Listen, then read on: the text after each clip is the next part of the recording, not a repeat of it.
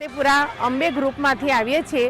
રીનાબેનનું invitation હતું કે તમે એકવાર આવો, એવું નહીં કે આ બહુ એક્શન સાથે તમારે પ્રેક્ટિસ કરીને આવવું એવું નથી। એમને ખાલી વુમન્યા ગ્રુપવાળાએ અમને એવો મેસેજ મૂક્યો કે તમે ખાલી 1-2 તારીખનો ગરબો લઈને આવશો તો પણ તમને ચાલશે।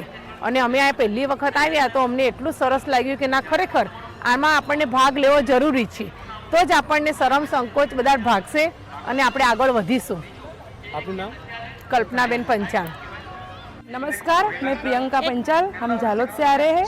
हर साल इधर फागोत्सव में आते हैं, हमको बहुत मज़ा आता है। इस बार हम सोमनाथ मंदिर के 1000 साल पूर्ण हुए हैं, उस थीम पे हमने प्रस्तुति की थी। इधर बहुत सारे ग्रुप आते हैं जिसमें अलग अलग परफॉर्मेंस सब करते हैं, और इस बार कुछ अलग ही परफॉर्मेंस था जिसमें लव जिहाद का नाट्य था।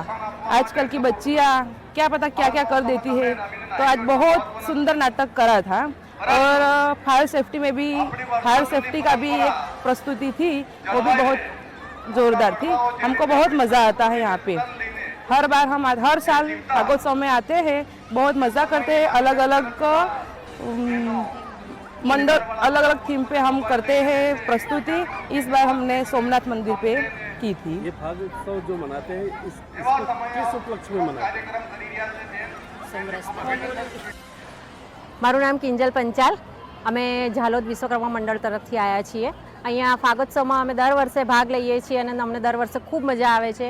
અમે દર વર્ષે અહીંયા નવી થીમ લઈને આવીએ છીએ। આ વર્ષે અમે સોમનાથની થીમ લઈને આવ્યા હતા, જે 1000 વર્ષ પૂર્ણ થયા છે સોમનાથ મંદિરને, એના પર અમે અમારી થીમ રજૂ કરી હતી, અમારી કાર્યક્રમની પ્રસ્તુતિ કરી હતી।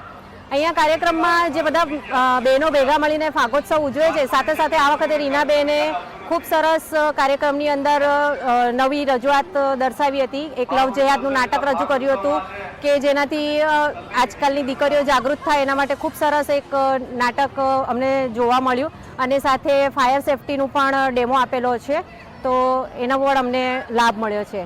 आपका नाम? કિંજલ પંચાલ।